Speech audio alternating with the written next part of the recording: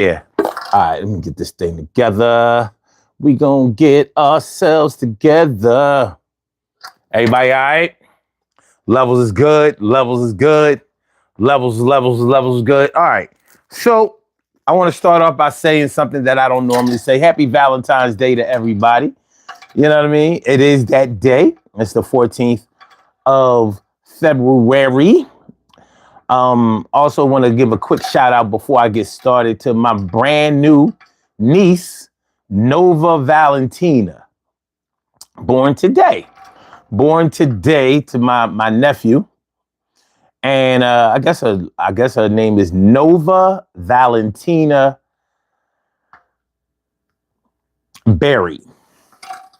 What I think is interesting is like, you know, I checked out, like, I think my nephew has like about 4 or 5 kids or something like that. And I'm like, yo, when you gonna name your kids something original? You know what I mean? Why you always naming your kids after something somebody else can identify? But you know, I guess I don't have the power to name everybody else's kids, so I gotta rock with that. But happy birthday to my new great niece. And congratulations to her parents. And happy birthday in advance to all of the people born on this 14th. I know a few people personally that were born today. So we have good news starting off the day. I got that text earlier this morning, about the birth of his child. Now, she was supposed to be born a couple of days ago on my mom's birthday. That's how they had it set. Like, yo, we're gonna have her born on her great grandmother's birthday. I guess she wasn't ready to come out. She said, nah.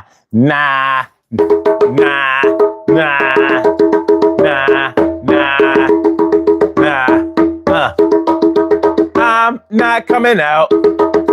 I want the world to know that's not how it's gonna go. But yeah, shout out to them. All right, so today on the Urban Therapy with Son show, we are talking about the one with the name or the one doing the work. So essentially, we're going to talk about who should get credit for certain things. You know, a lot of people feel like the people who actually physically do the work, put in that pain, blood, sweat, and tears, punch the clock, that they should get the credit for certain things that happen out here because they're the ones who have direct contact with a lot of the, not necessarily the clients, but the recipients of whatever is going on, depending on what we're talking about. But you can't deny that they physically do the work, and they normally the people who physically do the work are the ones who don't get the money or often get the credit for it. So we're going to ask, do you think that they should get more of the credit when it comes to certain implementations, projects, missions? You know what? You know what's a good one? The military. The military. Who should get credit for winning the war? Well, we know who fights the war, but do the soldiers get credit? Or do they get enough credit, in your opinion? Or do the generals and high-ranking officials, or maybe the American government, get the credit? Maybe you feel like it's spread around equally, but we know the distribution of the compensation is not equal. You know what I mean? You know, it's funny that when we have military actions, when we go to war, we don't often talk about openly. I mean, we don't openly always talk about exactly what the benefits of winning the war is. Like, yes, we're fighting terrorism. Yes, we're fighting communism. Yes, we're fighting fascism. How much money did you go get, mother? How much money did you get, mother? How much money did you go and get?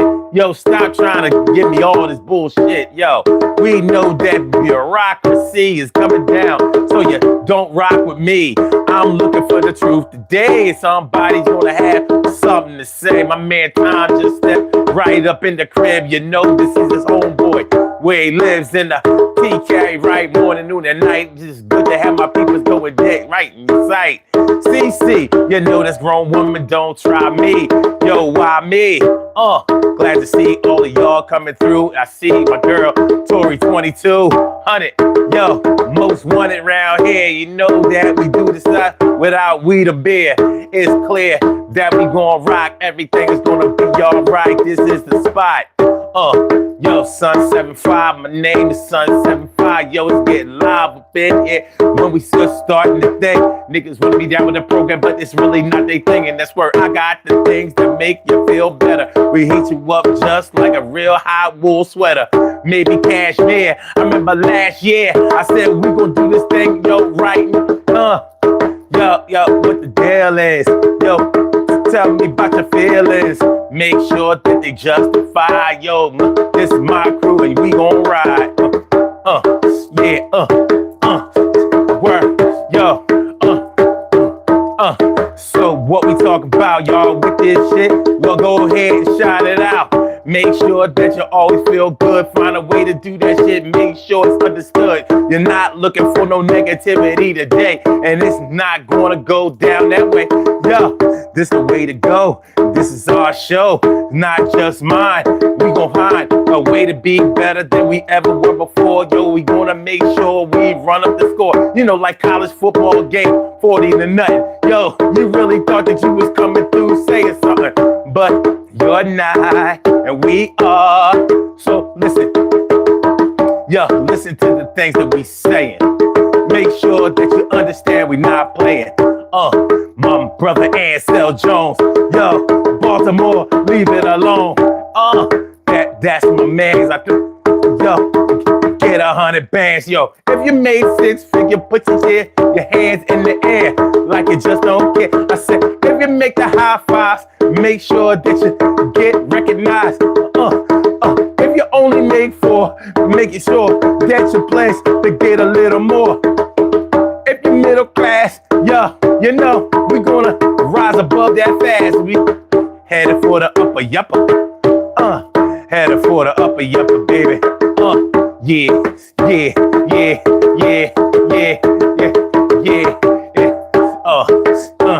Let's rock, baby.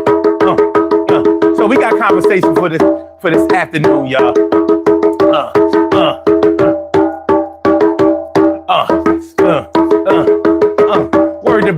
Word to Bad Bunny.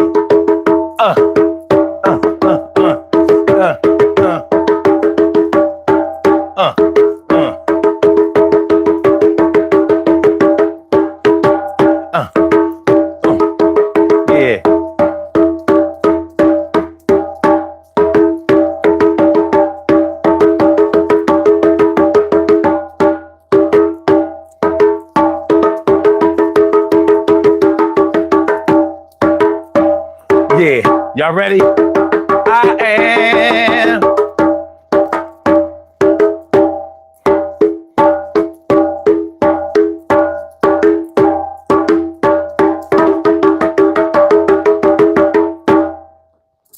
So, that's where we are with it today. That's Stacey White. I did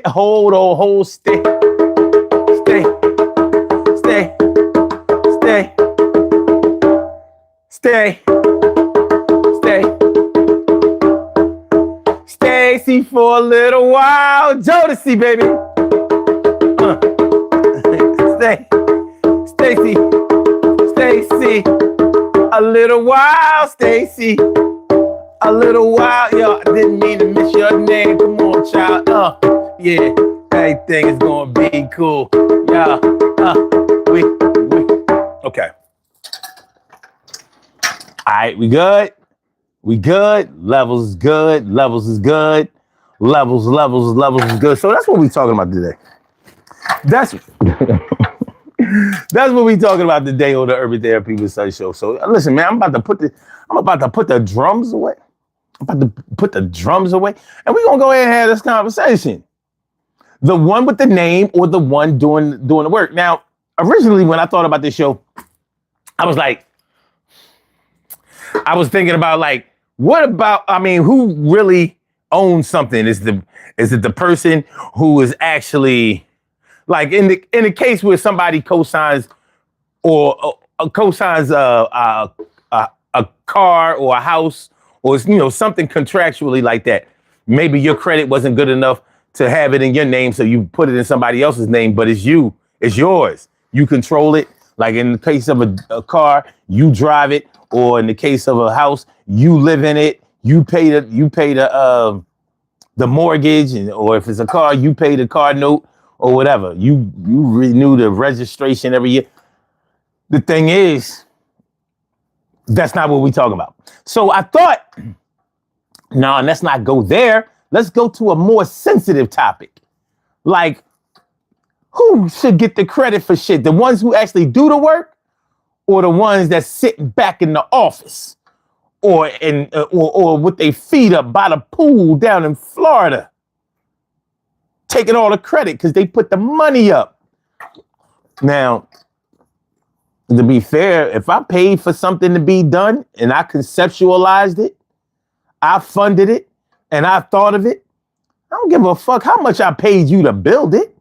This is my shit. After you finish the project, I bet you ain't getting paid no more. But what if it's a project that needs maintenance? So you need people to maintain.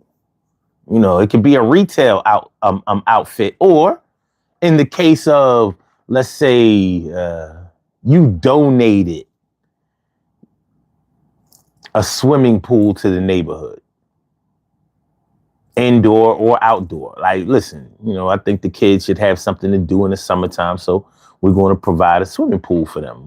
A neighborhood pool. The city is closing down pools in the city. We're going to build one, private. And this is going to be for the kids. You know what I mean? Those little kids. Well, you got to have people that work at the facility.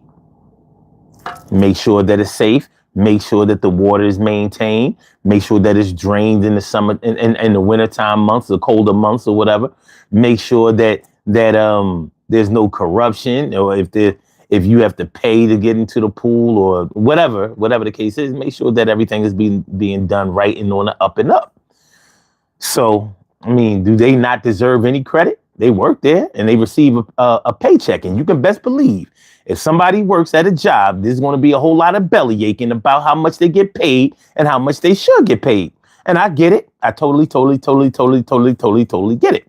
But we're going to talk about who should really get the credit for the shit. Because some people will tell you that the person that put up the money, they shouldn't get no credit. All they did was throw money at the project. They're not the one making sure. They're not the ones making sure that everything is good, running right and all of that. But how you know? How can we ever be sure? Well, that's what we're talking about today on the Urban Therapy with Son show. So let's get it popping. Urban Therapy with Son 752, and this the Urban Therapy with Son show. We do this every single Saturday from 2 p.m. till around 3:30-ish. And the reason that we say 3:30-ish is because sometimes it gets so heated that we just have to do a little OT on a Saturday. And it is Saturday. This is the show where adults come out and play with other adults. We laugh, we cry, we argue, fuss, and fight, go back and forth with each other, bust it up all crazy. We take an introspective look into our own personality to see the way that the universe projects us into this thing called the world and try to figure out this thing called life. I'm your host, Son 752, aka Omar with the and if you can't say Omar with the well, then you just say Omar with the R. This is the Urban Therapy with Son show. I'm feeling like a real man should, and I hope y'all feeling like real men and women should as well. Today on the Urban Therapy with Son show, we are talking about or asking the question, is it the one with the name or the one doing the work? It's the one with the name or the one doing the work. One with the name or the one doing the work. One with the name or the one doing the work. One with the name, one with the name or the one doing the work. One with the name or the one doing the work. One with the name or the one doing the work. What we talk about, the one with the name or the one doing the work. The one with the name or the one doing the work. One with the name or the one doing the work. Name with the name or the one doing the work. with the name of the one doing the work. One with the name of the one doing the work. One that's paying or the one with the stains on the shirt. One with the name of the one doing the work. One with the name of the one doing the work. One with the name of the one doing the work. One ain't gonna get hurt. But when your pockets start to decrease and your bank account's time to get a release. But when your back is hurting cause you've been working from sundown, sun up again. Everybody is supposed to win, but everybody can't win at the same time. So you gotta wait your turn, baby, and hopefully one day you're gonna get mine. Should I say get yours? Yo, go on tour. Make sure that you're working till your hands sore. But don't give it so much that you don't get no money back and such. Yo, how much you paying? Yo, give me my money and stop playing. When the checks don't get cut, I'ma give you more than kiss than just my butt. I got the butt of the gun. I don't wanna do it, but I will have to do it if you fuck with me and get to it. Not the one to play when I get up off my ass and go to work every day. And if I'm the one to pay, then don't act like you're running my shit. Ain't going that way. My name is Sun 7 Mac 11, yo. Sun 7 Mac 11, Sun 7 Mac 11, 7. Can we talk? Sun 7 Mac 11, 7. I said, can we talk for? Sun 7 Mac 11, 7. I said, can we talk for me? Sun 7 Mac 11, 7. I said, can we talk for? So that's what we doing. Let me get my drums out the way. And let's go ahead and make this into what it's supposed to be. Shall we? Make sure y'all hit that like button. Please hit the like button. I ain't gonna sell y'all nothing. I ain't trying to sell y'all nothing. Ain't trying to sell you nothing. Just say a little something, so please hit the like button. It helps the channel. The channel needs help. It needs all the help that it can get. We building something here. We've been building it for a while. It's incomplete, but we still doing it brick by brick. Brick, mortar, brick, mortar, brick, mortar, brick, mortar, brick, mortar, brick, mortar, brick, mortar, brick, mortar, brick, mortar, brick, mortar. All right. So the one with the name or the one doing the work? Which side are you on? Where are my union representatives out there? If you worked or have worked on a job that was a union job, let me hear from you, because you better be on the side of the worker. You better be on the side of the worker. Or did you defect? Did you defect and head over to the management side? Even if you did, I'm sure that you still give love and favor to the worker side. You know what I mean? Workers' rights, baby. Workers' rights. Listen, I never even worked for the union, and I understand how the game go. I was always in management, but I respect the union.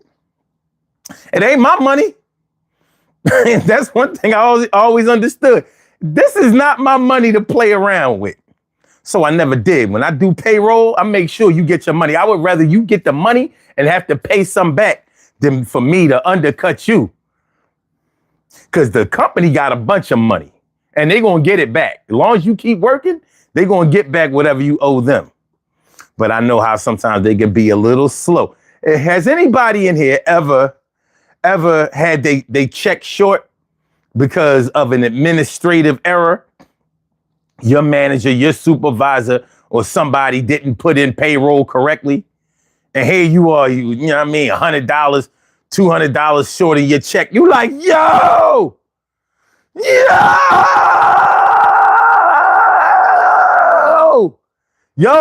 I need my money, man. Y'all, I worked this day, such and such didn't put in for my PTO. And y'all talking about, you know what I mean? I was absent that day. No, I wasn't. Give me my money. Or like this shit only say 4 hours of overtime. Nah.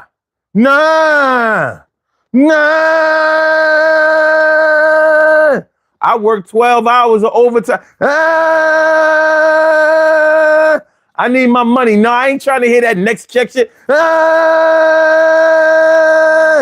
See, this is why motherfuckers don't like working here and shit, because y'all be playing. Look, man, y'all want to see this side of me, man. I'm about to knock somebody.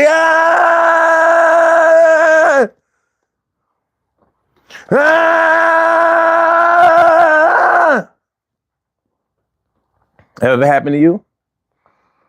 Motherfuckers get real funny when you mess around with their money. And I don't blame them. But who gets the credit? You know, you work your 40 hours, your 50 hours. Some of y'all motherfuckers ain't got no life. Y'all working 80 hours. How you have 40? How you have 80 hours of work time, straight time, and then you got another 40 hours of overtime? What we doing? And I'm being nice because some people be trying to get 80 hours of overtime. One thing that will cripple a business sooner or later is giving unlimited overtime, because you know motherfuckers going to. I've been on jobs where they would not do no work during the regular time just so they could create the overtime. My work don't start until after 8 hours. I'm gonna get busy on my 9th hour. But am I gonna get busy? Am I? My man Art of Mine, 559. What's going on, my brother? It's always good to see you. All right, so this is what I'm gonna do. I'm gonna go over here and get my chair. Yo, I got it. Let me pull it up right here. I said, get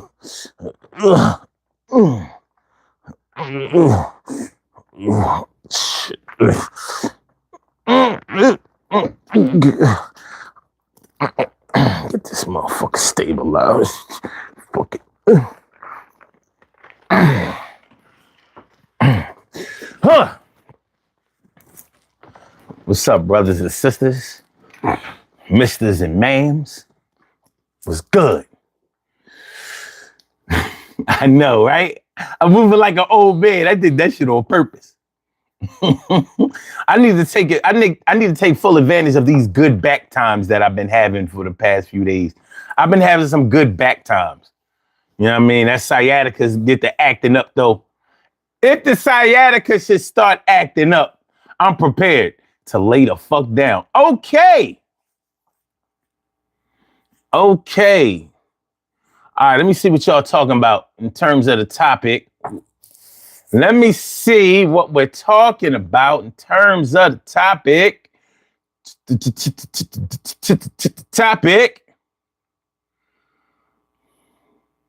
Thanks everybody for congratulating my nephew and our family and our new additions.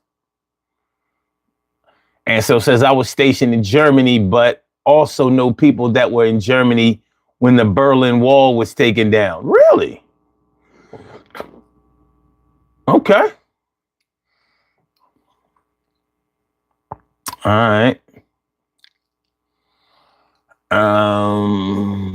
Okay. CC says always the worker bees, in my opinion. Oh God. Hey, Dal. Hey, Omar. What's up? I'm doing my show. What's up? It's raining clouds up here. Where? Outside the basement. Yeah. Oh, it's cloud. Okay, all right. Okay, I'm like, because I'm going to go in there and wash the pillows but I can't walk through that water. All right, I got it. All right. All right. And changing the locks now. Okay. We're going to put the key in the lockbox. Okay. All right. Okay. So let me see. Time says, son, I'm not co-signing nothing for nobody. So when things get bad, all those bills apply to me. I've seen it both ways. I've seen people shit on the person who put the bills in their name. And I've also seen the people whose bills was in their name get shitted on. I mean, I've seen the people with certain things putting their name shit on the person that was supposed to be paying, or the person that actually was paying.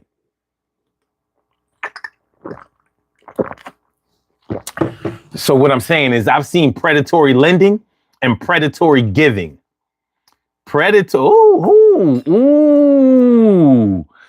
Ooh, guess what tomorrow's show might be about? Ooh, predatory giving. Ooh, that's some shit right there. Ooh, I know y'all know something about that. Predatory giving. Lord.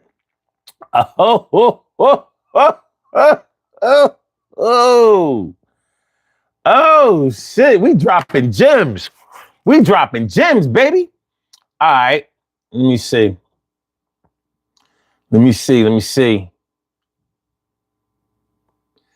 And so it says I was stationed in South Korea and went to the South and North Korea border. Really? The DMZ? Is that what they call it? Okay.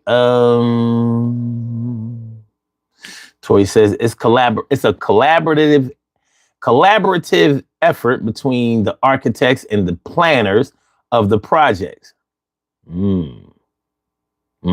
Interesting. Time says, for me, when it comes to war, all the credit goes to the armed services, the men who fight in the wars. And they receive so little, right?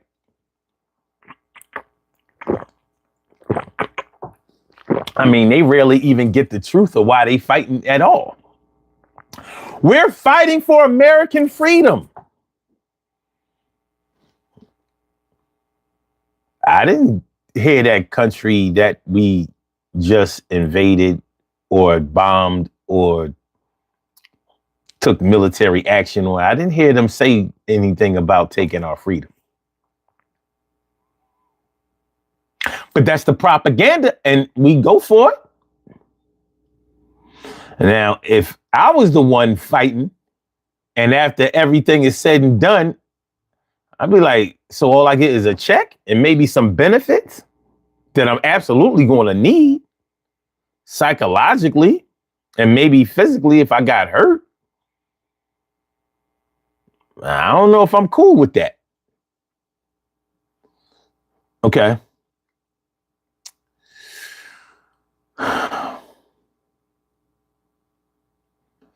CC says you can have the concept, but you need someone to bring your ideas into fruition. Seems simple enough, right? I mean, where's the hard part? Where's the hard part in what she just said? But we know that it gets looked upon in a different way. CC says, oh no, wait. Time says, CC, I learned that from my pops in the 80s. CC says, never had a union job either. Yeah, I can tell you never worked in a union because you want money. You want raises when you want them. So I couldn't see you in the union waiting until, they negotiate a new contract to get extra money. I can't see you making the same money as everybody else. I can't see that. I can't see it. I can see you sympathizing or empathizing with them, but I can't see you doing it like. What you mean I don't get a raise until they get a raise? I bet you I get a job before they get a job. Matter of fact, I'm leaving right now. Y'all give me some more money. Some more money. Some more money. All right. CC says, and when they give it, and when they give it to you, your taxes go up and you don't see it. That's what I'm saying. Too much overtime. Like overtime, keep that shit at around 10 hours and you'll be good. Tori says, when I used to bartend back in the day, my check was short. I was like, I bet. What you say, Tori?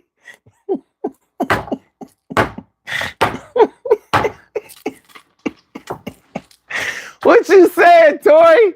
Because if I hear what I think I'm hearing, Like, listen, fuck that meter. Fuck that meter that's on that bottle. We freehanding tonight. How much you need?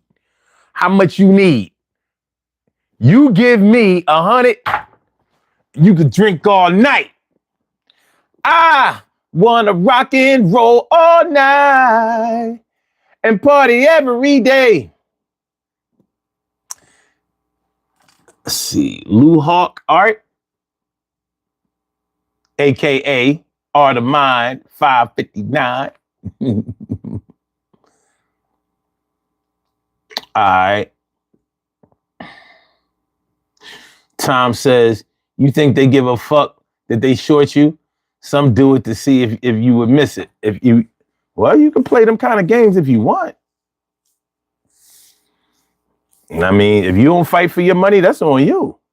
Cece says, ever heard the saying, a fool and his money are soon parted? Stacy says, my mother co-signed for me. The house got paid off. That's what's up. All right, and so there's a difference between people praying for you and praying on you. Oh, look at that! And you spelled them both right. I'm impressed. No, I really am. I really am. Brown Eyes. What up, Brown Eyes? Says, everyone. Okay, all right. Finally hit the 40s. Okay, gonna melt some of that shit out there. Tom says, son, when I was growing up, my pop said, you are not going into the military. I'd rather see you be a rapper. I'll go be a manager at Wendy's, son. That's another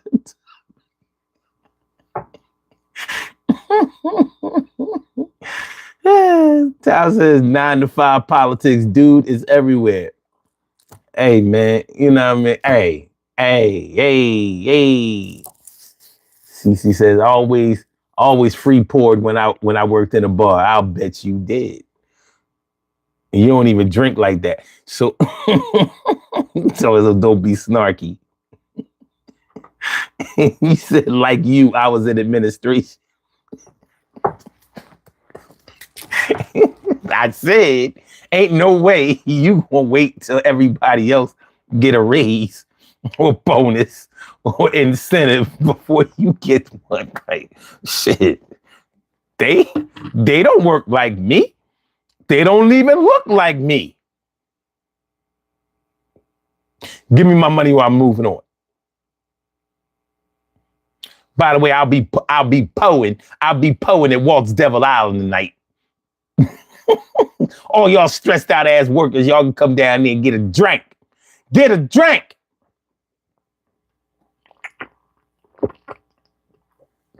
Tom says, Tori, trust me, if I was a bartender and not getting tips like that, I believe I will open my own liquor hustle because I will be taking bottles. Some of my pops told me how to hustle. Jobs wasn't nothing wrong working in clothing departments where you can get free clothes and had a part-time job really working at Wendy's. Hey. He told us, why you telling my business? I was all conjecture. That was conjecture. Yeah. We just funning around.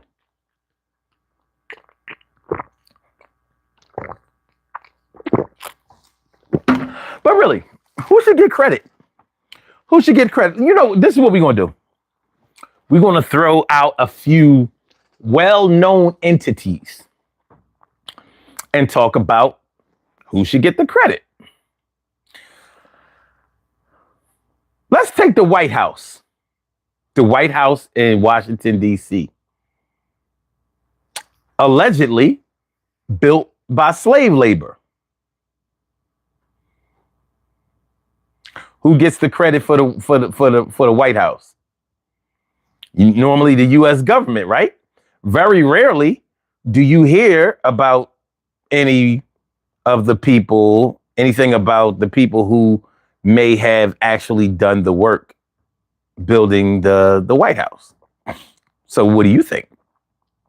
Should every time we talk about the White House, especially now that they have no East Wing, and that's going to be where a ballroom is being constructed, Maybe because they put a stop on the construction. They put a stop on the construction. That shit might not get completed. It might not get completed. That's how that's going down. Well, knowing Trump, he'll get it done. But as for now, I don't know if they covered that in mainstream media, but they did put a stop to the construction because they said you can't just do that shit. And I think it was the Historical Society that said, you can't do that, Mr. President. I know you already started doing it, but you can't do that.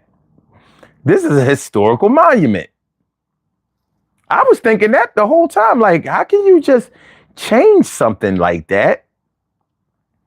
When, even if you want to, what do they call, like buildings and houses and stuff like that, that, you can't tear down or redo with eminent domain because they are considered a what? Is it a historical monument or something like that? Brown Eye says credit as in who's running it or built it. Definitely those who built it. All right. Okay, Time says, son, the orange man gets all of the credit for what Obama didn't do and Biden didn't do. What does he get the credit for? Like, one thing I always ask people who like Donald Trump or support Donald Trump, like, what did he actually do? Because people be talking about some crazy shit. Like, I was on social media yesterday. Boy responded to it this morning. He said, it said, good morning. Don't forget to be mad at Donald Trump. And this is a dude that really capes for Trump in all things. And I said, and me being who I am, I commented, don't forget to ride his dick. And I'm sure that you'll remember to. So he said something like, well, the man he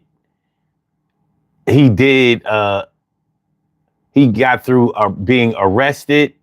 And I was like, arrested? He said, arrest, assassination attempt, impeachment, and some other shit. So I think he deserves some credit. And I thought to myself, like, so if my corruption and greed gets me into a whole lot of trouble and somehow I use conspiratorial means in order to get myself out of credit, out of trouble, I should get credit for that. So if I get myself in trouble and then first of all, that motherfucker ain't there was no assassination attempt. I'm not going for it. Not that first one where he had that big ass patch on his ear. And then when the patch came off, it was like nothing ever happened to his ear because it didn't. Like, if there's anybody who really thinks Donald Trump got shot, get the fuck off of this live. Unsubscribe to this channel, never come back. If you think he got shot, you don't need to be here. Now, we ain't gonna spend a whole lot of time on that. What up, Marvina? We ain't gonna spend a whole lot of time on it, but I'll be goddamn if we gonna be doing that. If anybody within the sound of my voice believes that Donald Trump was shot in 2024 while he was campaigning, get the fuck off of this live. Unsubscribe to this channel. I can walk you through the process and never come back. Turn off all notifications. Go to I would not recommend this channel. That's what I need you to do if you believe that Donald Trump got shot. That's what I need you to do. Because if you believe that, then you believe that the money in your pocket is stretching longer than it really is because there's an affordability hoax. It's a hoax. It's a hoax. It's the Epstein hoax. Everything that goes against me is a hoax. I can convince all my people it's a hoax. It's a hoax because I said so. I don't believe your own eyes and ears. It's a hoax because I said so. I'm the only president that used the word hoax. Hoax, hoax, hoax, hoax, hoax. Voting hoax. Everything is a hoax. You talk bad about me. It's a hoax. Anybody who says something bad, it's a hoax. Hoax, hoax, hoax, hoax, hoax. Everything against me is a hoax. It's a hoax. Historical landmark. That's the word I was looking for. Historical landmark. All right.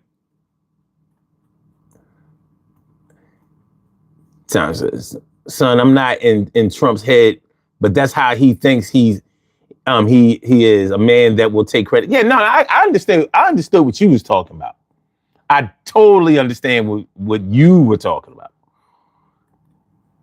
But you know we got some, And so Joe says, who shot you was playing in the background if you listen.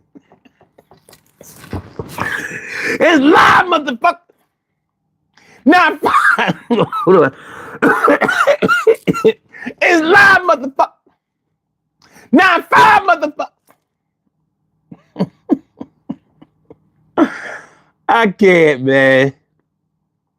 That assassination with his boat. It was a hoax. Yeah, the assassination hoax. How about that?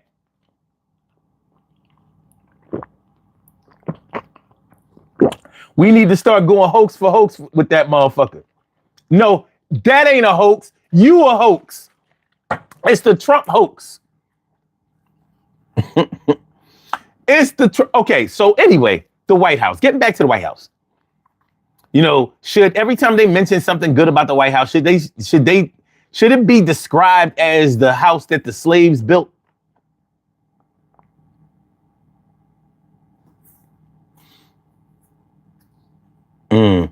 Marvina says, I lost more blood last year with dental surgery than he did that day. Yes.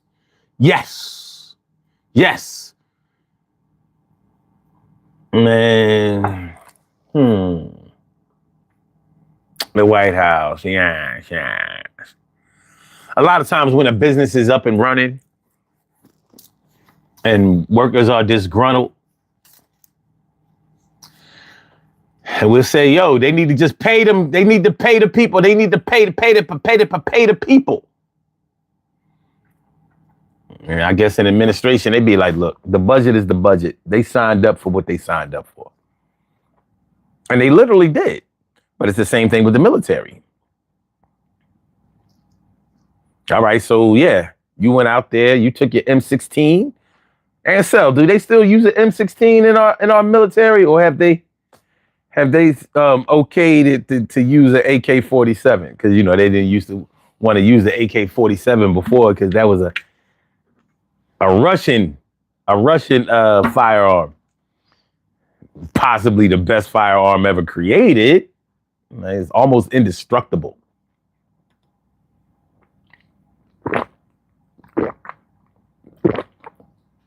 The M16 and the M1. Okay.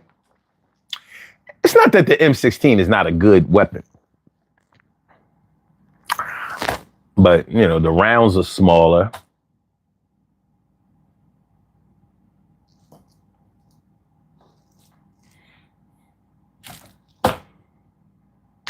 I don't know. The Viet Cong was using AK-47s. And they was fucking us up. We was using M16s.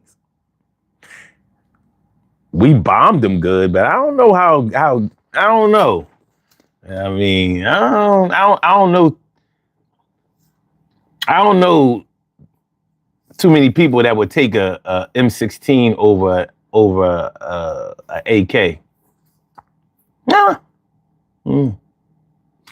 certain things you have to take into consideration, like how many rounds per minute, per second, whatever.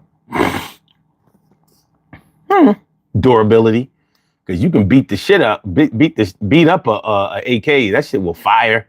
That shit will still fire like a revolver will. M16, been credited for some jamming problems. Imagine being out there on the front lines and your shit jamming. Like, Viet Cong coming through. Okay, but anyway, let me look.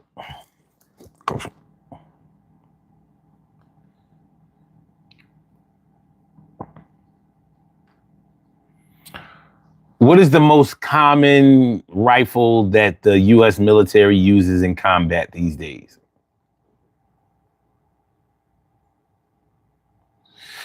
The M4A1 carbine remains the most common and standard issue rifle used by the U.S. military in combat, though it is currently being phased out in favor of the new M7 rifle. The M4A1, a fully automatic variant of the M4, is used by the majority of the U.S. Army and Marine troops. There are key details on current and transitioning weapons.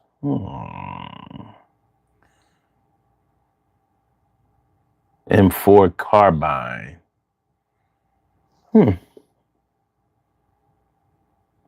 That's a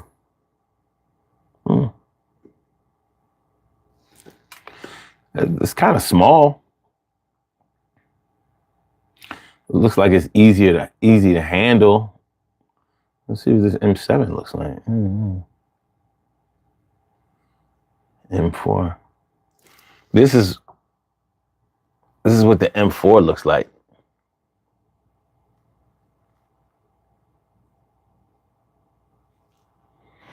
All right, now.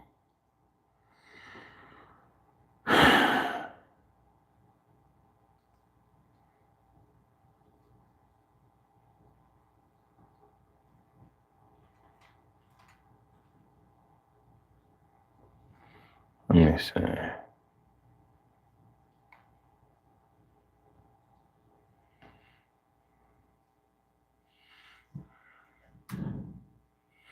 All right, here's the M7. I don't know.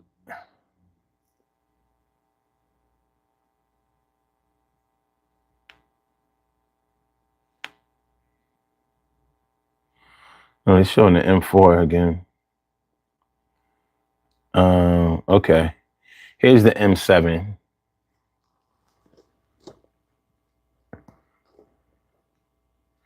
Now you can't judge a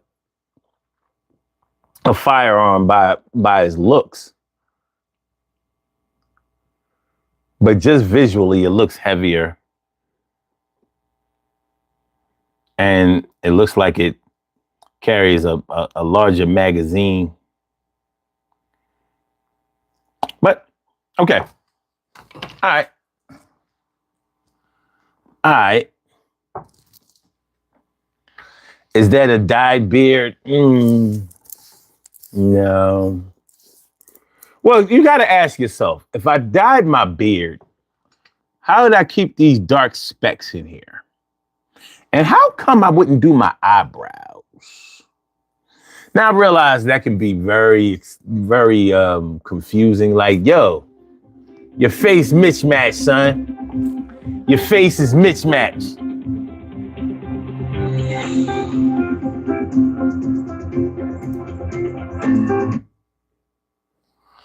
Yo, caller with the last numbers. Boom.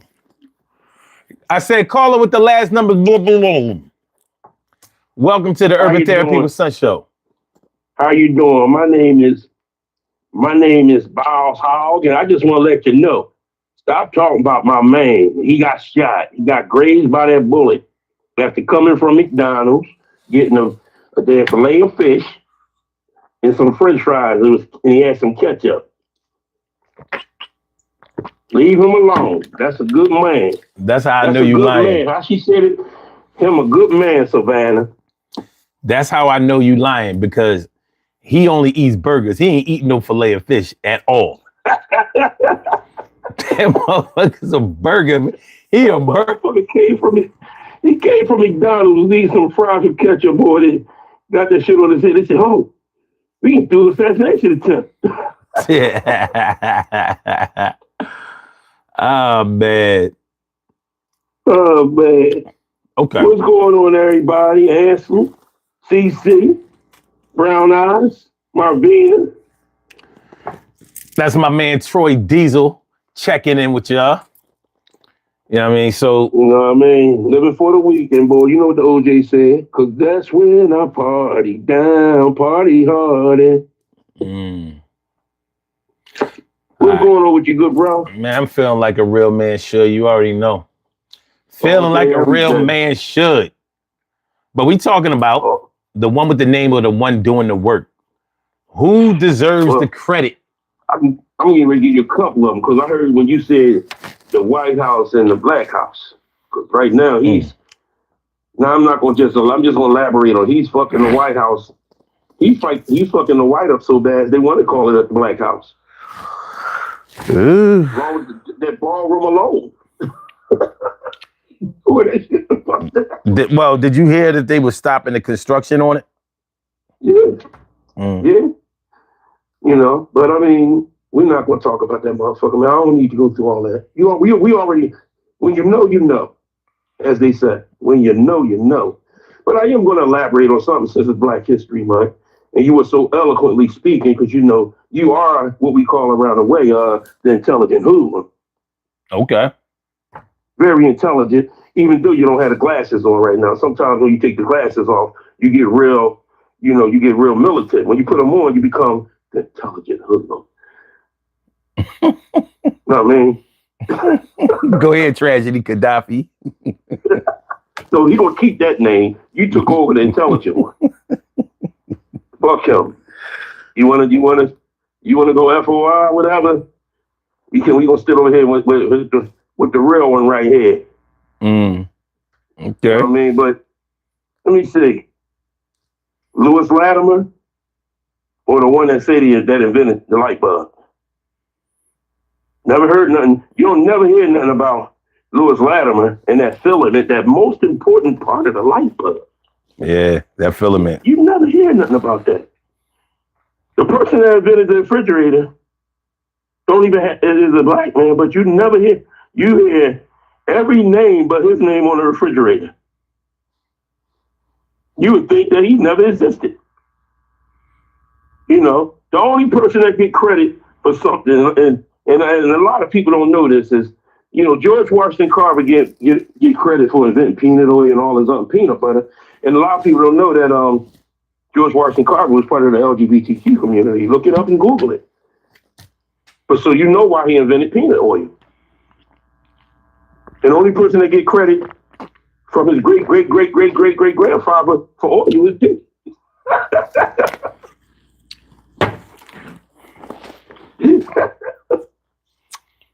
Okay. The only person that gets the credit he deserves. You know, it's funny. Over that. It's funny because I wasn't thinking about it in terms of what you're talking about, but that does make a lot of sense when you start talking about the contributions that many black people have made towards things, you know, certain inventions, and some of them, like, all right, we credit the light bulb with Thomas Edison, but like things like the traffic light, we don't really give credit to that. I mean, credit to any specific person. I guess we don't really think about how significant that is. Right. I hope it wasn't a black person that created the traffic ticket.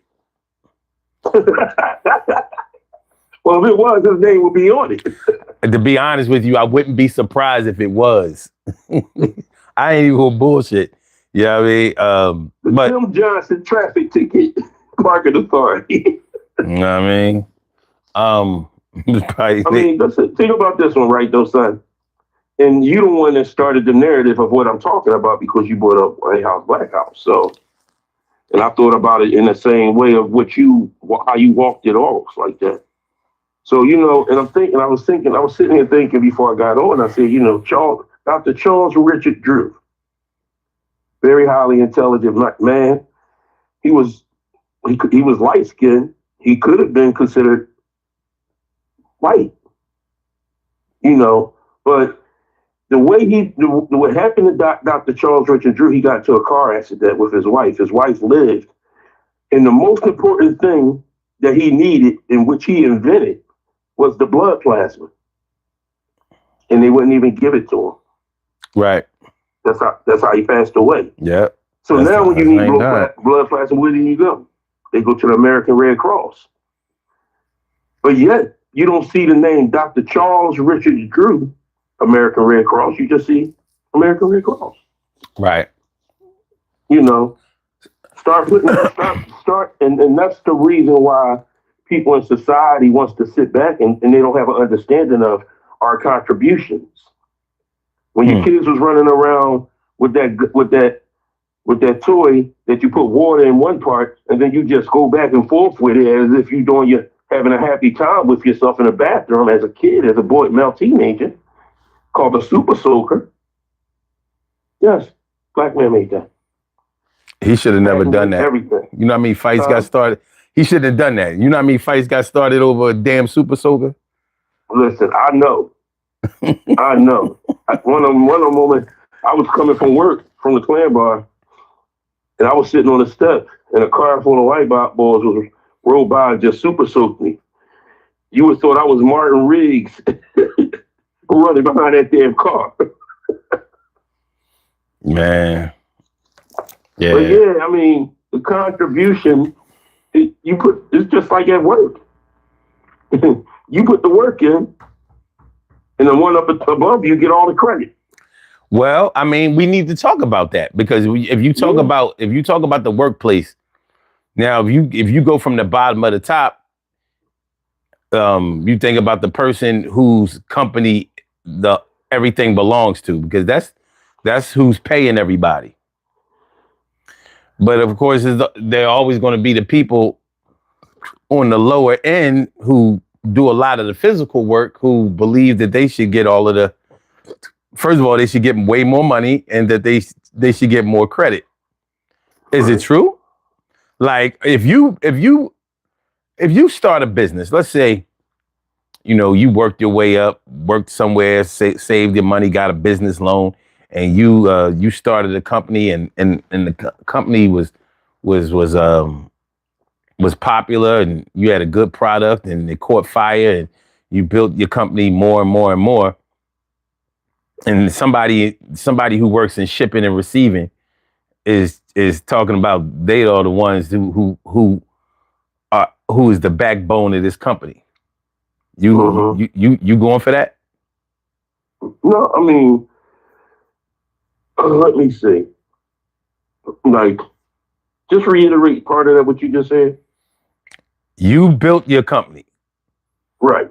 Like I said, maybe you worked somewhere else, saved your money, you kept your credit straight, got a business loan, started your company. The company was popular. It caught fire. Caught fire as in, people, it started blowing up. People were really, really soliciting you.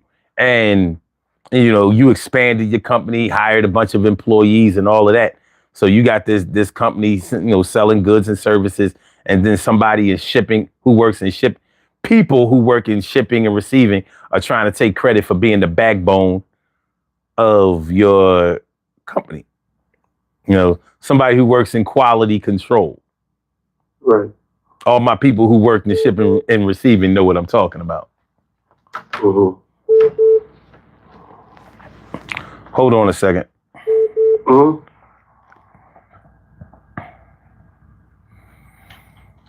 Caller with the last number is 1162. Welcome to the Urban Therapy with Sun Show. What's on your mind?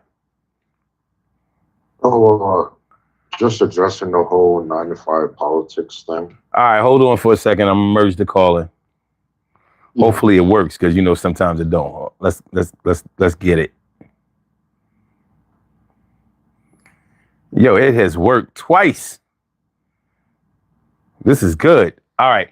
Troy, all right, so with the scenario that I gave you, I want you to elaborate on that, and then call over the last number is 1162 is on the line. Then he can talk about what he called in to talk Well, about.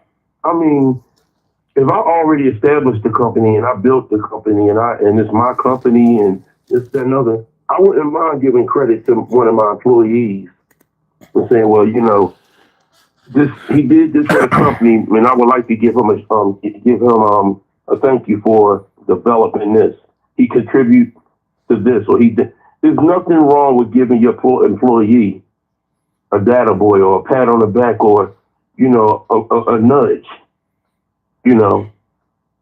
But some people feel as though, I mean, if you're the CEO, that's different. Now, if you're right underneath the supervisor, like I'm a chef, so if I'm a sous chef and I got a chef, 9 times out of 10, they're not going to give you credit because they consider you a threat to their position. You know what I'm saying? So it's different than being a CEO and the owner than being an underling. Okay, so most people who do a job consider themselves to be working hard and to be a major contributor to a company. But is it true? Just because you sweat on your job, just because you work hard, just because you have pains when you go home and come to work, does that mean that you are making this job work? Well, yeah, it does mean that you're making a job work. You're a major cog in it. It's just like I said, being a chef is being a chef, but the major cog that makes the kitchen work is not me being a chef. It's the dishwashers. Because without clean dishes, you can't really do your job. That's why a lot of people don't. They frown upon doing that job, or people in the kitchen want to be disrespectful. And when I tell them, don't do that, bro. And I'll go over there and I make them something to eat, or, I tell them I appreciate you, and I say stuff like that because I used to be a dishwasher. So at the end of the day, the major cogs are the major cogs that keep the company running. So I mean, we frown upon the bottom people, or people they feel as though bottom feeders, or be disrespected, or feel as though it's a low paying job and shit like that, and not come up to the top and then think that everybody else is the shit. That's not how it goes. So I mean, I know everything you understand. I mean, I understand everything you're saying, and that's just my guess. That's just how I feel about it, my opinion on the situation when it comes to that. Okay, so take a major chain of restaurants. Mm-hmm. Let's take a Ruth Chris. Sure, we can take an Outback Steakhouse. We can take any major chain. They got hundreds of restaurants. But you're a chef in one of those restaurants. Are you making that company go or grow? Well, when you say the chain of restaurants, it's a real big difference, because with them chains of restaurants, son, they want consistency. So you're making it run by making sure that the team does their job. You're not doing it by being a scratch cook, because everything, since they want consistency, everything come already pre-made majority of the time. You know what I'm saying? So what's making the most important thing is you're making it run by making sure you make the schedule right, making sure that everybody sometimes you got to make sure that everybody knows how to make a temperature of a steak, or know how to saute. So it's certain avenues in that type of area, you have to have an understanding of what you're doing as a supervisor or as a chef. In that corporate surrounding, which is the restaurant, the corporate restaurants. But so there's major differences. All right, but somebody you are making it grow per se. Are you? Yeah, you are making it grow in that area. If let's hypothetically say that somebody puts an Outback Steakhouse down near where you live, right?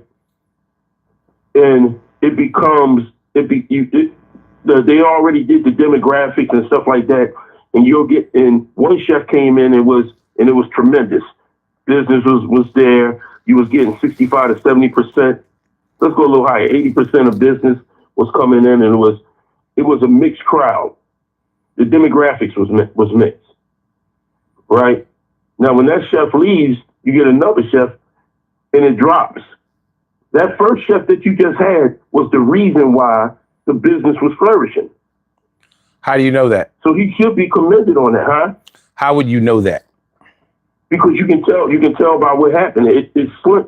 The next chef that came in, you've seen a dip in there.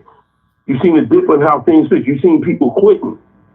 So You've seen business falling. Had nothing to do with the demographics. It had something to do with that one person that might not be making the schedule and argumentative with the person. The other person might didn't know how to, he didn't train people well, or the food didn't taste good. And it did. Look, I mean, we can go with wait.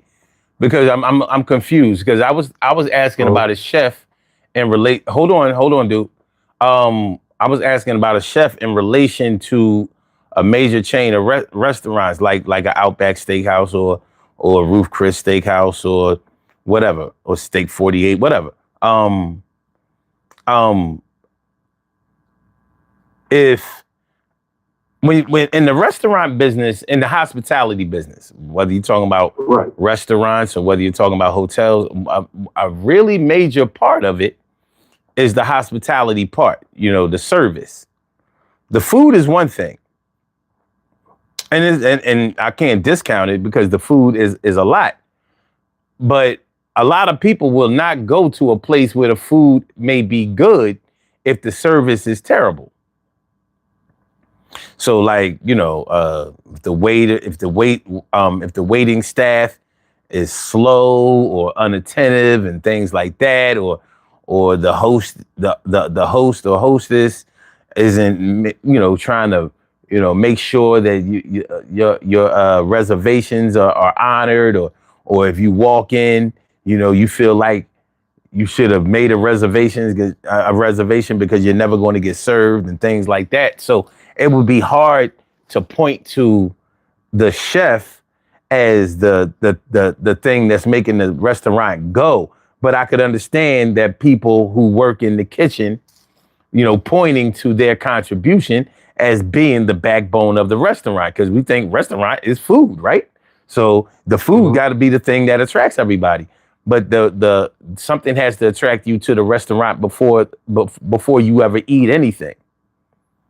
And a lot of that has to do with your marketing, your advertising, your PR, and of course before you ever get a piece of food on a plate, before the bread comes out, all of those things have to start being put in place. That's why restaurant staff has to act as a team, because if one leg of the team messes it up, it's gonna harm everybody, as far as whether that customer will tip, whether that customer will stay, whether that customer will recommend the place to somebody else, or whether they will return. So there's a lot that goes into it that I don't think that just the kitchen staff or the chef can take credit for everything. But of course, from their point of view, they're gonna be thinking like, shit, can't nobody cook like me. You know what I mean? If they get another person in here, if they let me go and they get somebody else in here, they're not gonna be able to cook like me. I mean, they might not have somebody that cooks like you, but they may have somebody who cooks sufficiently enough for the public to still patronize the place. So, but then you take it to the person who put the restaurant together in the first place, because it was their vision. And nobody would be working anywhere or making any kind of money or talking about what their contribution is if it wasn't for this person putting it together.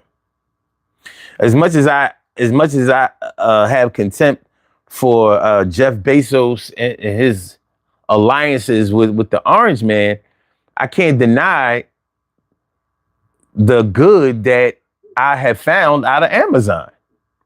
Can't deny it. You know what I mean? It was his vision. It's his vision. So I can be mad at his his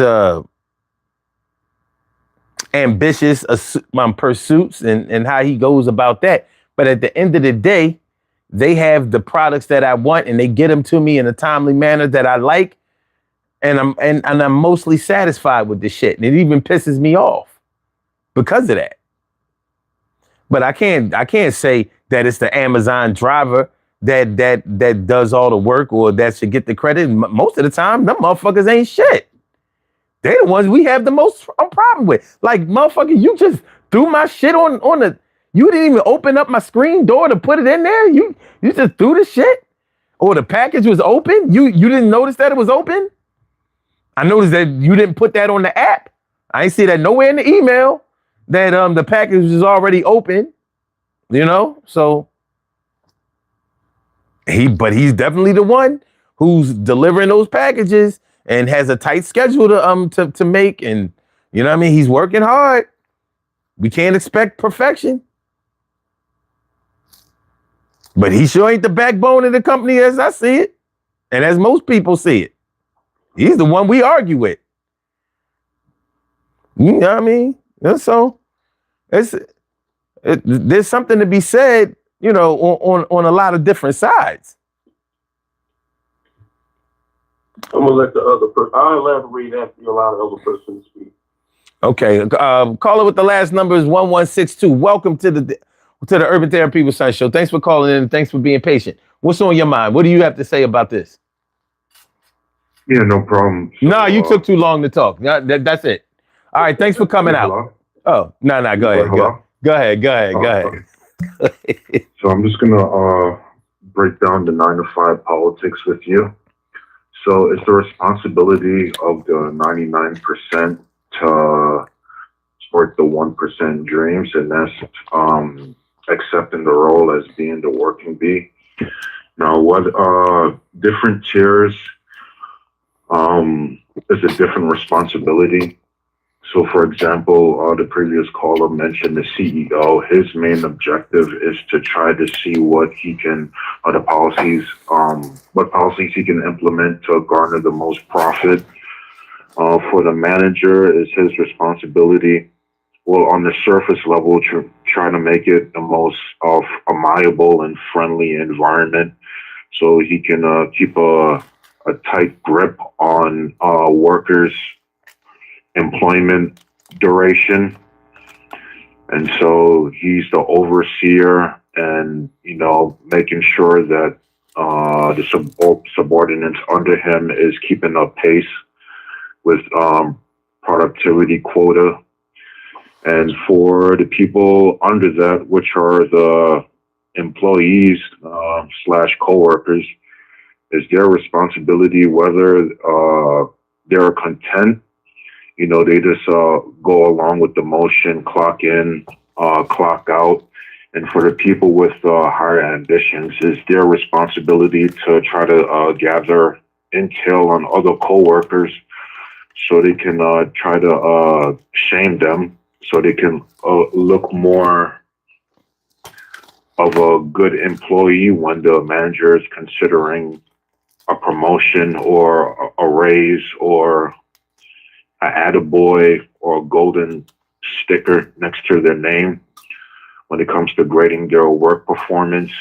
So it all depends on the tiers. And of course, if someone is sweating hard and their back aching after work, they're contributing, because if they were doing such a poor job, management would fire them on the spot. There's no such thing as giving lenience to people whose work performance is so under par that is dragging down the whole team. That's just not a thing, despite what other people tell you. And if everyone is in unison and accept their role and is doing it to the best of their ability, that should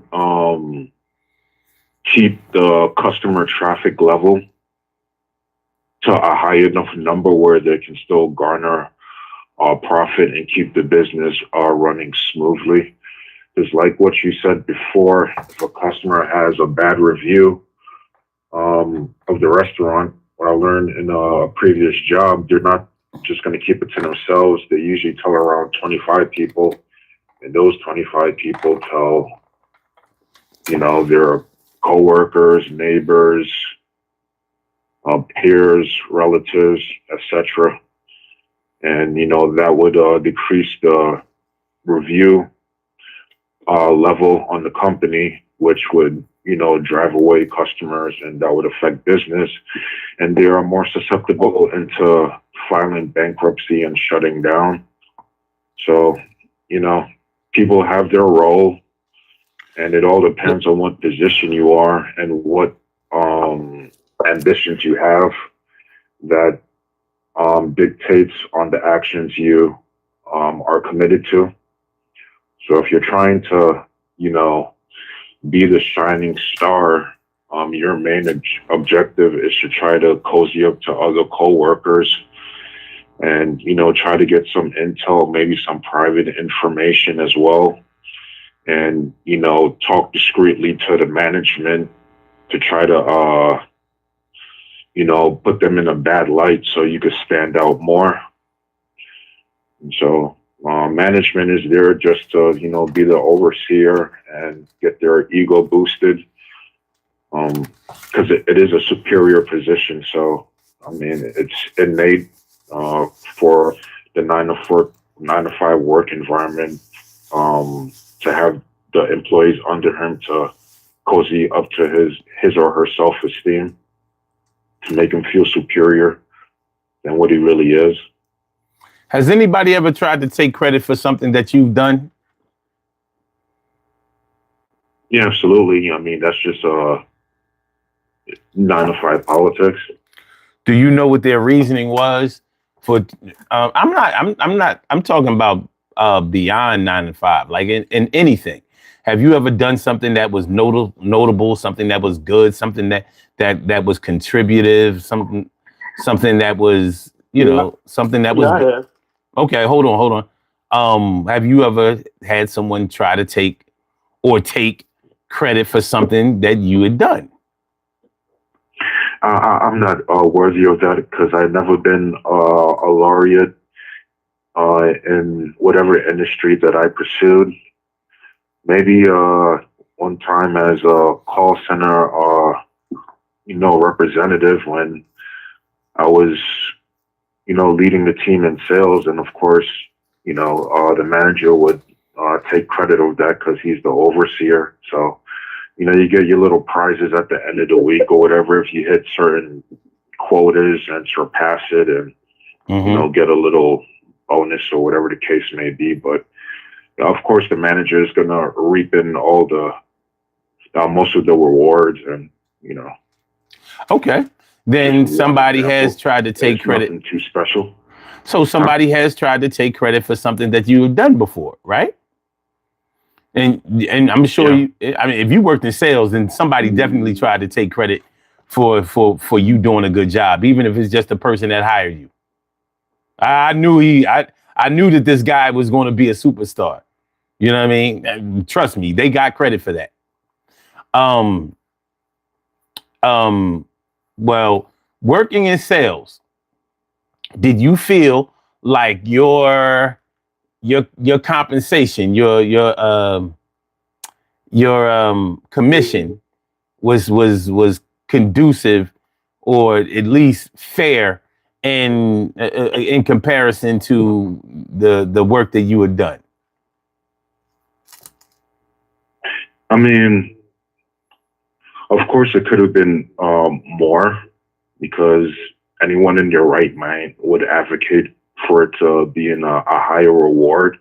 But for me, it was all about being petty, because I was considered the bottom, like the weakest link during training. So I made sure I kept that in mind once we hit the real floor, and, pride set in.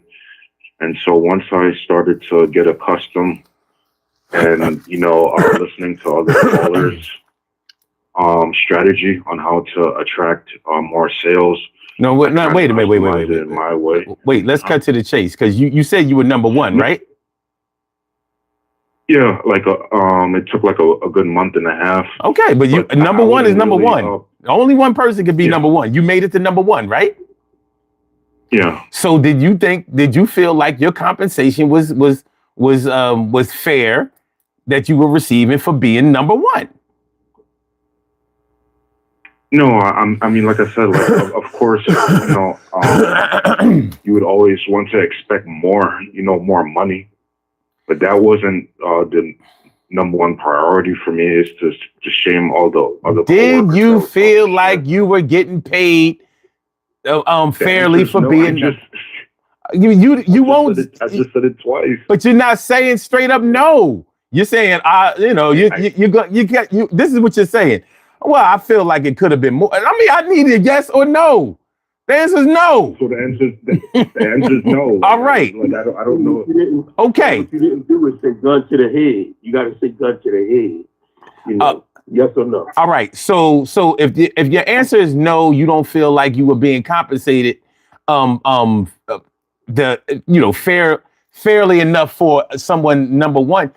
Do you feel like because you were number one, did you feel like you were the one keeping that company afloat? Did you feel like your contribution was the gasoline that was making this car drive? I mean, I'm not that egotistical. No, I mean, I did contribute, but Man, how can you do well in masterminded. sales? How can you do well in sales and not have an ego? It's an ego-driven fucking. I've done it. You gotta have an ego. You got to walk around. I'm the shit. You I'm the know, shit, bro. because everybody I don't can't know do it. And not everybody can do it. And you've seen people who were terrible at it. You weren't. You were the number one. So you were great at it. So did Be you? walking around like Karis one talking about DJ Doc, it's down with us, but I'm still number one. So I don't care who the hell with me. hold on, Troy. Hold on. So with you being number one, were you treated like you were number one? No, because I was petty as fuck back then and wanted to rub it in other people's faces because they were talking shit before. Okay. So you did have an ego. so Yeah, rightfully so. that's right, rightfully so. So I could understand how you would feel like if I'm number fucking one. Nobody is. I'm not number two. I'm not number 1.5. No 1.5. I'm number one. Nobody has beaten me. Nobody is on the level that I am. I'm king, regardless. So how is it? Because and I'm asking this because I could see how being in sales can make you feel like if it wasn't for me, y'all wouldn't be getting money like this. So how are y'all getting money like this and I'm not getting money like this? I think if I maintain my number one spot, I should probably get a greater commission. Or what's the point in being number one? Mm-hmm. Did you ever feel At the end of the day, Mhm. at the end of the day, you went to the interview and they already like broke down, the incentives and how much you were getting paid if you were to hit your quota, and you decided, hey, to sign on with the agreement.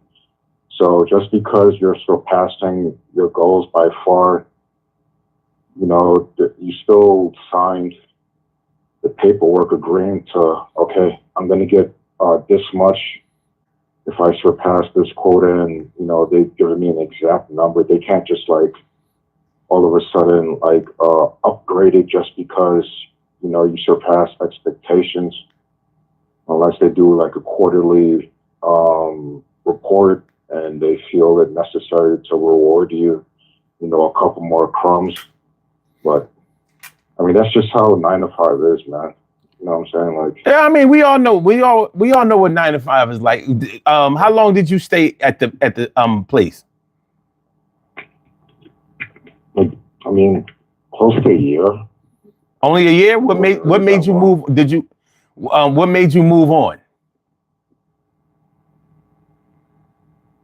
I don't. I mean, just got tired of it. I guess. I don't know. I mean, did you stay in sales, or did you move on to another place, or did you do something different? Yeah, like I went into a similar industry, so it was more of data entry, and the sales part was just a side note or whatever, but it was more focused on outbound calls, dealing with grievances and trying to see what strategy you can use to retain the customer. But it wasn't like I meant inbound, but it wasn't like outbound where you call people or the person call in, and you're trying to like solicit them like real hard about getting protection for their item, or Okay. it was more lax, just data entry type of stuff. Yeah. All right, I got you. So, all right, Troy, you wanted to elaborate a little bit more on what we were talking about earlier. What you had said earlier. Yeah, I mean, a lot of things that you said made sense, but I was reading one thing in the chat, and when the person brought up the general manager, I didn't put that part in my mind. You know what I'm saying? But the thing is that if everything is running like a well-oiled machine, if I'm talking about on my behalf, if I was a general manager, I would love to give my kudos to people that I'm running, that's working for me, because it's going to inspire them to keep working harder. You understand what I'm saying? I don't want to walk around and just keep getting my nudge on the back like, bam, bam, bam, yo, yeah, I did this. This is my shit. I did it. No, we did it. You would want to keep that, but some people don't think that way. Like, I worked at a job where I was working at Sheraton Suites. And when I got there, people wasn't thinking about becoming a sous chef. I came there, worked my ass off, showed that I was worthy of being a sous chef. And the general manager there at the hotel was upset that the corporate chef gave me the sous chef position. And my chef was happy, and he always bragged on me. Troy, if it wasn't for you, the scores in our department wouldn't have been high. Mm. And the one on top, the general manager, was the one that got me out of the job, because he felt as though, I don't understand why he felt as though I was a threat to this job, instead of thinking that, at the end of the day, I was the one that was adding to him getting the praises. The general manager, I really didn't care to give two shits if he patted me on the back, because he's not my department head. But my chef, my head chef, yes, we had a great bond. He don't have a problem with saying, Troy, you the shit, or stuff like that. Okay. And when he tells, and when you feel that you're getting that nudge, it makes you work. It makes you work harder. You don't even think about who's getting the credit at times when a person pats you on the back and tells you that, a boy, good job, bro. Let me ask both of you something. Since you're saying that, like, because I know that recognition is a strong motivator, but a lot of people would say that money is the greatest motivator. I'm not sure which one of those is more true, so I'll ask both of you. What do you think motivates employees to work harder? Money, I think, or motivate, or praise? Cut you off, so go ahead, finish. Money or praise? Which one, if you had to choose between the two, not just for yourself, but from your observation, what? Well, me, it would be recognition, because I'm a firm believer of, if you see what I'm doing and you recognize what I'm doing, at some point in time, you're gonna have to pay me for what I'm doing. You know what I'm saying? Like, I will go in a job and lowball myself to get the job, But I will inform them that once you see what I'm doing, you're going to have to pay me more. You know what I'm saying? What the hell? So at the end of the day, the recognition, you know. Wait, Troy. I'm getting a lot of feedback. What? That's not me. Yo. Hold on. We might have to get my man off. All right. We quiet now. Troy, you there? Okay. Go ahead. Yeah. Like I was saying, the recognition is when it comes to me, it would be recognition because of every job I went to, at times I would lowball myself just to get in the job. But but at the interview, I would tell them, you can bring me in at that rate, but once you see what I'm capable of doing, you're going to have to pay me more money. So you have to recognize, that person will have to recognize that he's worthy of giving you a raise. So the recognition adds to the pay that you're going to get, add more money to your pay and your rate. You know, so and I take more pride in that than anything, because at one point I was a head chef and I did hire people and I did hire a couple of people and paid them at a rate where they felt as though they can do the job. And then when I seen that they couldn't do the job, I was like, damn, I just messed up money for the company, or I messed up something, you know, I messed it up for myself because now I got to work harder and not smarter. You know what I'm saying? So at the end of the day, when you sit back and you get recognized for it, you know what I mean. Recognition that you would want is an uptick in your pay rate. Okay. All right. Caller with the last number is 1162. What do you think? What is the greater motivator? The pay or recognition? Caller with the last number is 1162. Let me make sure that he's still here. All right. Oh, he dropped.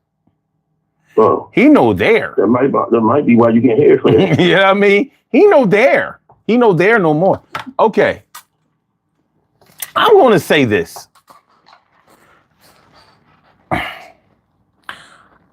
I think either one can fail. Yeah, it could. I would say that money is the most solidified way to okay. I'm going to say neither one of them will shut an employee up. I'm going to say that because I've seen people who get the recognition. You know how like some businesses or some jobs, if the team is doing really good, they'll order some food. Like, yo, man, y'all been busting y'all ass, man. You know what I mean? We don't have no extra money in the budget or whatever, but we gonna have some pizza. You know what I mean? Whatever y'all want, some pizza, some wings, wherever y'all want. We have that in the budget. Yeah, I've been there before. Hey, and a lot of people like, oh, well, at least it's something. You know what I mean? Food makes motherfuckers happy. You know what I'm saying? But of course, you're gonna have the people like, well, no fucking wings. I don't even eat that shit. And then blah blah blah blah blah. You know what I mean? Give me the money. I need money. But then, at the same time, when you start paying people more money for what they're doing, it's never enough. I've never seen a satisfied employee with the money that they getting. Like, yo, they ain't got to pay me another dime. I'm good. I've never heard nobody say that. You know what I'm saying? So no, I never did neither. And you're never gonna hear nobody say that. Like, yo, they ain't another penny that they can pay me. Shit, I can barely give me. I don't even need that. Look. My check's so fat it can barely fit my direct deposit and shit. I be having to go to the next page to see how much I made. You know what I'm saying? So, both of them can be a temporary motivator, but I think that money is a more verifiable motivator. Like, look, when you did this, we gave you more. You asked for such and such and blah, blah, blah, blah. When we got to the point where we could accommodate it, we gave it to you. You know what I mean? Like right now, we can't give you no more money for this at this time. Now the employees is always going to think that y'all have some money in the stash somewhere that y'all probably getting and spending that y'all won't give to them. But I don't think money actually motivates anybody. I think it has a way of satisfying people, but I don't think it motivates. Because some people will take more money and then they'll call out more. Like, well, shit, I'm making more. This shit ain't gonna make a difference. I'm good. And that's the dumbest thing you can do. Hey, what I'm saying, and then the people who get the pat on the back, and get the fuck out of here, y'all give me the pat on the back. Y'all, want to tell me how good of a job I'm doing, but y'all don't want to pay nobody. This place is bullshit. You know what I mean? You're gonna hear both. You're gonna hear both. Now, of course, in the middle, you have people say, well, give a little bit of both. Give them the praise and give them a little bit more money. But the praise ain't going to equal the money. Right.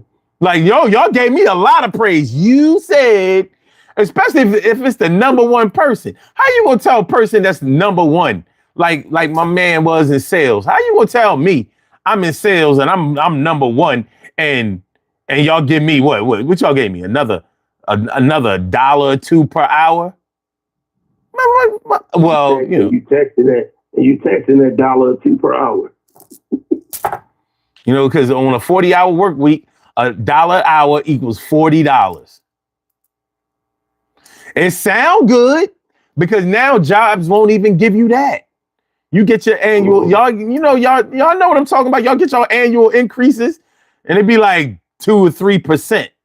Not 4, 2 or 3%. And that shit don't even equal, some over the year it equals something, but on a weekly basis, $1 an hour is $40. I remember my mom gave me that math and I was pissed. I was like, yeah, man, you know what I mean? They paying me $5 more an hour. And she was like, and she ain't no math expert, but when it come to money, she count the fuck out of that shit. She was like, so you gonna have $200 more on your check. I was like, yeah. One thing about a woman, they might forget everything, but when you tell them you're getting a raise, they'll break that money down for you. Hey, I mean, look, if you can't count your own money, you can best believe somebody gonna count it for you. They'll count it for you while it's in your pocket. They ain't even got to see it. Oh, you dress nice. Ka-ching! Oh, look, got jewelry on. Ka-ching! He driving such and such. Ka-ching! Like in that movie Sprung. Remember the movie Sprung? Oh yeah. when the chick was looking at the balls and every time she looked at the watch, she priced that and she priced the clothes. And as soon as he smiled, she's like, look, his teeth was jacked up. Mm-hmm. So they break that shit down. So yeah. But when you start talking about your compensation, or you start talking about like what such and such is going to get versus what you going to get, and all, it can get it can get ugly, or it can get confusing more than anything else, because you listen to one person talk about a job and you get this one picture of how things are. But if you listen to a person at the top, you're like first of all, these motherfuckers don't want to come to work. They come to work. I find them outside.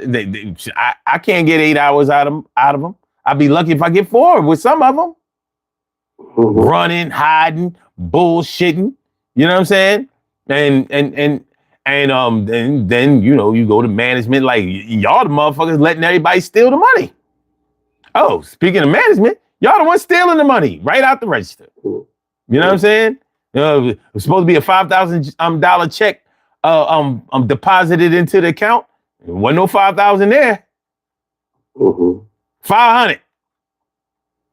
How you greedy enough to take 4,500 off of 5,000? Why? How? Because you got away with it long enough, Mm-hmm. and then got the nerve to be scared when they start talking about embezzlement charges. I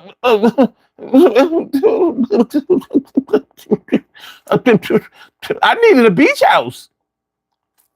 Well, it is what it is. But everybody, you're always going to hear a lot of different opinions about who is really the straw that stirs the drink. The truth is that every position counts, but some positions have to weigh heavier than others. Okay, so I worked in housekeeping for years, and housekeeping businesses hate housekeeping, whether it's contractual or whether it's contractual or whether it's in house. They hate housekeeping because housekeeping take money, take money. Don't make money, make money. Businesses have to have housekeeping, have to have it, and because they wish they didn't have to have it, they look down on them. Like, this motherfucker ain't making this business no money. They taking away from this business. You know what I mean? Shipping and receiving, making money for the business. Accounts receivable, making money. Billing, making money. You know? Sales, making money. Housekeeping. We gotta have them. Can't run a business without these motherfuckers. So we gonna lowball them. We gonna lowball them and we gonna look down on them. And that starts all from the company that's doing the housekeeping all the way down to the housekeeper themselves. You'll never hear nobody praise their housekeeping staff. I don't give a fuck what the business is.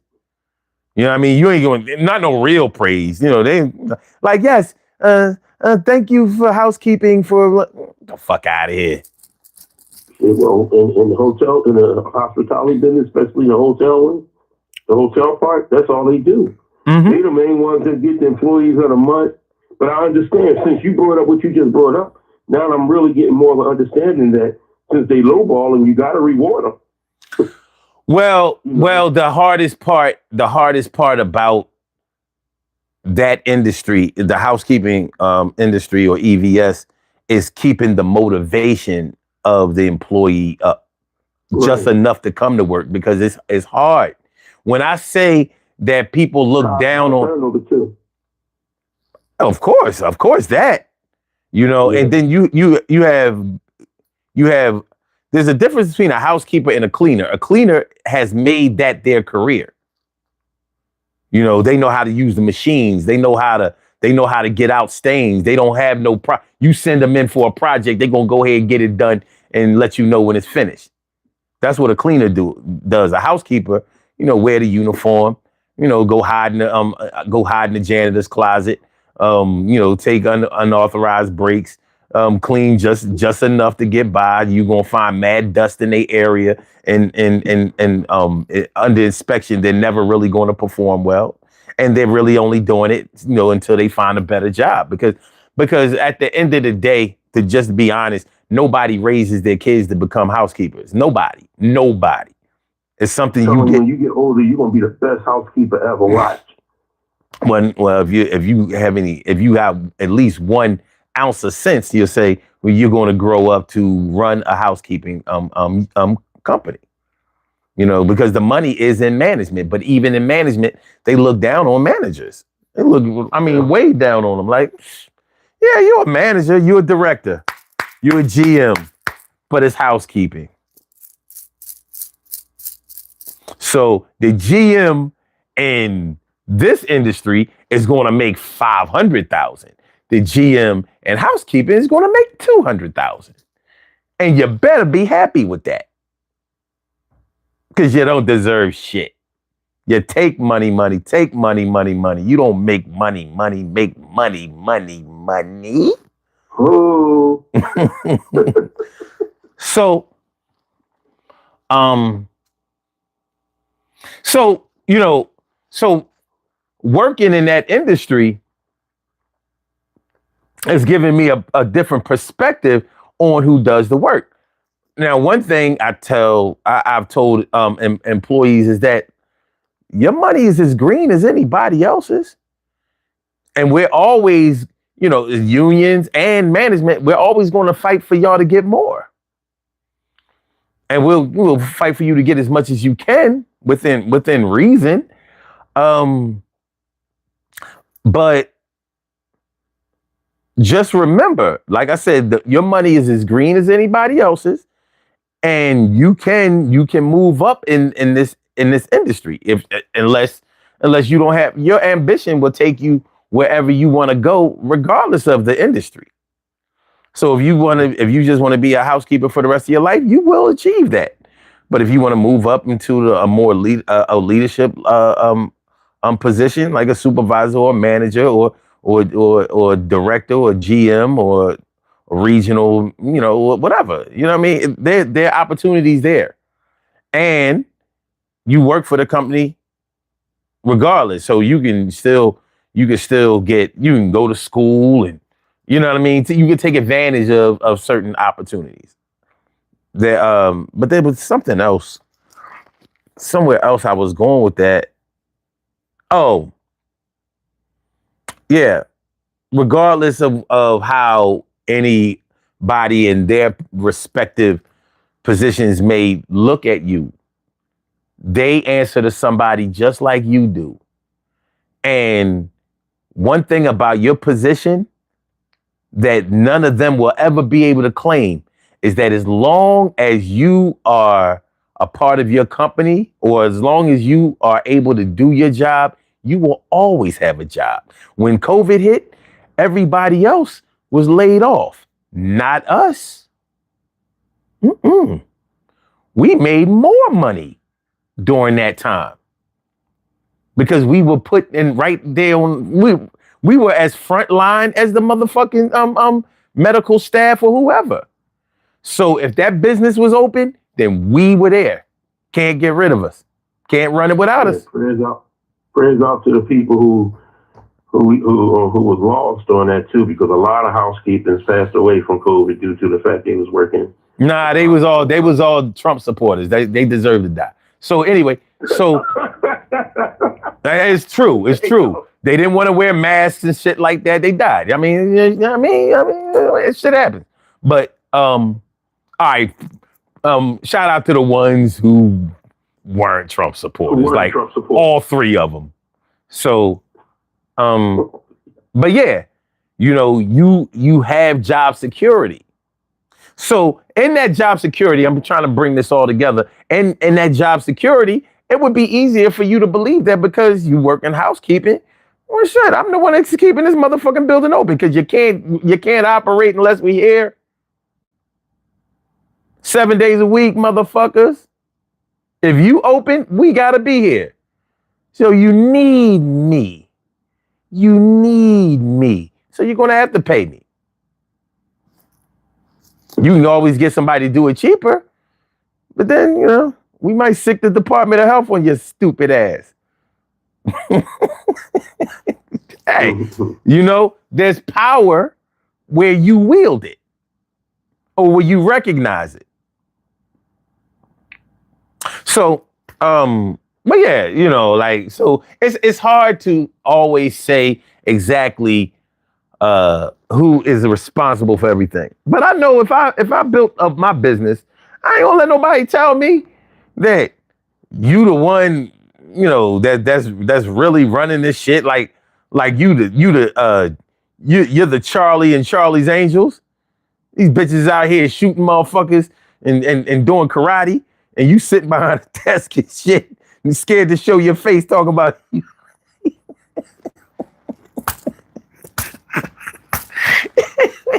You know what I mean? Shout out to Cheryl Ladd. but Charlie's Angels was a pretty good show. But yeah, like, yeah, you ain't, if you built it, you know what I mean? Just because you don't do physical labor does not mean that you didn't work. You know what I mean? Shoot, you know, these late nights, putting up, you know, getting shit together, planning, making shit. And there might have been times when you had to physically do the work because you didn't have the money to pay nobody yet. Or you couldn't find anybody that was trustworthy enough to mind your store while you kept building the business. You know, that happens a lot. Mm-hmm. You know, friends, family members, you know what I mean? Would be thieves and shit. Tell you, oh, no, I got you. You know what I mean? You go out and do your thing, blah, blah, blah, blah. And while they there, they thinking like, shit, I should be getting paid more than this. That motherfucker ain't here dealing with these customers. That motherfucker ain't here, you know, doing this, that, and the third, and all of that. Motherfuckers, they got all day to think about why they should have some more money and how come they going to get, and how they going to get some more money before they go home that day. Shit. I mean, how do you come to the conclusion that because the business brought in 10,000 that day, that you brought in 10,000 that day, and you going home with two? 8 is good enough for them. You ain't thinking about what supplies cost. You ain't thinking about no taxes. You ain't thinking about no EIN numbers. You ain't thinking about no. You know, you're not thinking about shit except you. Let me take this 2,000. They are. Yeah, you start off taking the 2,000. After a while, you're gonna be taking 4, then 6. Before long, they gonna get 1. You gonna get 9. Because greed don't rationalize. That's not what greed does. All right. Nah, I can't take this call now. We only got 8 minutes left. We ain't doing no overtime. I'm sorry, sir. Especially after the week you done had. Yeah, This shit is acting like I picked up the call. So you can hear me, right, Troy? Yeah, I can. All right. Yeah, man, so. Hello? Uh-huh. Yo, you hear me, right? Back to that echo again? Is it echo? Yeah. Hold on a second. It's not no more. Okay. It's not no more. All right. Make sure we make sure we straight over here. Make sure we straight. But yeah, man. There's a lot that goes on with this. But when it all comes down to it, even if you are the owner, even if you're the one who really put this shit together, even if you the Scarface of it, you know, like, yo, who put this thing together? Huh? Who? Me. Me, that's who.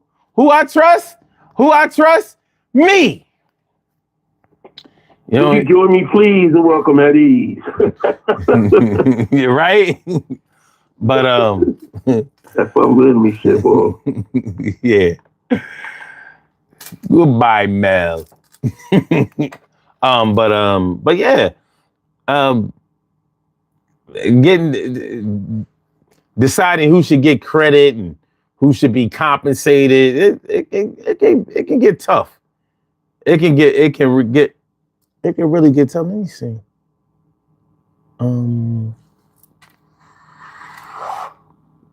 Okay. All right. I'm just making sure that we in step with the my monitor is showing more of the chat than my device, my recording device. Okay. Paying other employees. All right. Carrie says, proof that housekeepers deserve more respect is the fact that the people in other industries lost their jobs during COVID, but housekeepers were essential workers. Yeah, that's true. You know what I mean? But you can't forget them dirty, nasty ass nurses. No, I'm just kidding. Them bitches. And punk motherfuckers. Them disgusting ass EMT workers. No, I'm just kidding. I really am just kidding. There's some good and bad in every industry. And there are always going to be people who are going to take unfair advantage of a situation, regardless of what the situation is. Some people just ain't got no good in them. They're always going to take the lead in corruption. I got a song for you about that. Oh, yeah? There is good and bad in everyone. You learn to live. You learn to live with each other. Medicine, housekeeping, working in perfect harmony. You know, listening to the way that song started off, I'm like, that's almost the way that We Are the World started off. That's the truth. You know what I mean? I never thought about it. I never thought about it until you. I was like, wait a minute. Huh. Oh, shit. We need to go back and study them motherfuckers. Stevie, Michael, and Lionel Richie stole part of that from Let me find out. Ebony and Ivory. Let me find out that it was really Stevie Wonder that wrote "We Are the World" and shit, the untold story and shit. You know what I mean? You know. All right. Let's go to the poll question. With 22 votes, who should get the most credit for a charitable project like housing and feeding the homeless? 50% says whoever put up the money for food. Interesting. Wow, okay. And 27% said the people who literally fed the homeless. Okay. And 23% said the landlords who provided housing.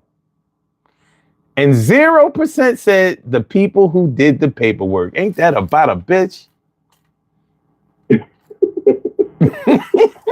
Damn! Wow! 0% for the people who do the motherfucking paperwork. As if any of this shit is going down without the people who did the paperwork. You don't deserve nothing, bro. There ain't gonna be a pea in the split pea soup without that paperwork. Them white cans them big ass white cans that say soup ain't getting gave out without that paperwork. But I'm glad that the poll showed that, because in that budget, that budgeting, not budgeting right without that paperwork. See, a lot of people may think that whoever puts up the money is the paperwork, and it ain't. No, it's not. A lot of times people just drop the money and be like, look, all right, here. You know what I mean? You know, y'all, look, this is y'all thing. It's like the owner of an NFL team. I don't know that much about football. I know I like it, but I don't know how to coach, or I don't know the X's and O's and no plays and no shit like that. I'm gonna let the people who know about that do that shit. But y'all better make sure my money right and keep it coming in. So wow. So we give more credit to the person at the concession stand, or should I say the ones with the smock on, the apron on, you know, and the hair nets, you know what I mean, putting the soup in the cans. I guess because they gotta smell the homeless, they gotta deal with the attitudes and all. I'm not saying that they don't deserve praise, but damn, no praise for the people who do the paperwork. Behind the scenes, nobody. Damn. I'm surprised landlords got 22%. Like, when was the last time you heard somebody, you know what I mean, give praise to a landlord? Landlord? Oh, no, fuck. Landlords are like housekeeping. You gotta have a motherfucker, but you want him out of your life. Fucking motherfucker taking my money every month. Here he come. All right, but fair is fair. All right, listen, Troy, I appreciate you calling in. The other caller. Much love to everybody. Be blessed, be safe, and enjoy the rest of your day. That's what's up, man. I'll holler at you later. Do your thing. All right, man. Blessings, bro. Peace.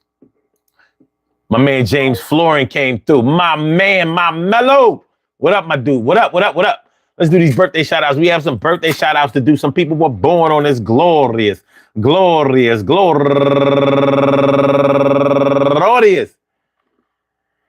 February 14th, Valentine's Day, and they deserve to be acknowledged. So let's go about our business of acknowledging them and making them feel special because they are special because they are special because they are SPECIAL. They get the RESPECT. They are SPECIAL. They get the RESPECT. They are SPECIAL. They get the RESPECT. They get number one out the box, Philip Hughes. And also Minnie H. Simon, Nikki McCrae, Amethyst Orchid, Diana Townsend, Diane Nixon Harding, my girl Diane, and Vivian Barnes Perry, Neg Faye Kwasenbo Kwa, Tabitha Buchanan, Tracy B. Jones, Fam Vian, Go Intervene. No, Gona Vienna. Sorry. Claudine Pierre Paul. Dana McIntyre Richards. No relation, but what up, guys? What up? And Margaretha Gourier. Aretha Brown. Wanda Singleton Bird. And a posthumous happy birthday to my girl, Janine Anderson Hawkins, who passed away back in 2017. I went to college and Franklin Lerner Center with her. I didn't know her in Franklin Lerner Center, but she was there. And that was my peoples. That was definitely my peoples. Rest in peace, Mom. Rest in peace. We miss you, and always will. I want to say happy birthday to all of y'all and anyone else out there who shares this birthday on this glorious February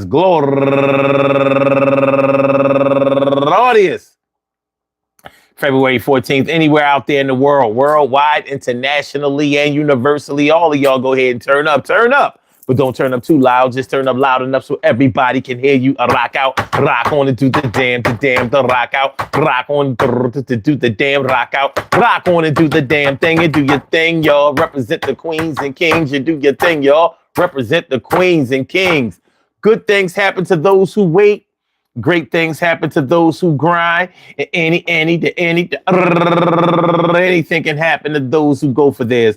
So go hard, go for yours, but remember, go hard, go for yours, and remember, yo, you work, you get paid. Yo, sometimes we wonder how the money gets made and the tracks get laid. And sometimes when the money ain't right, you feel you got played.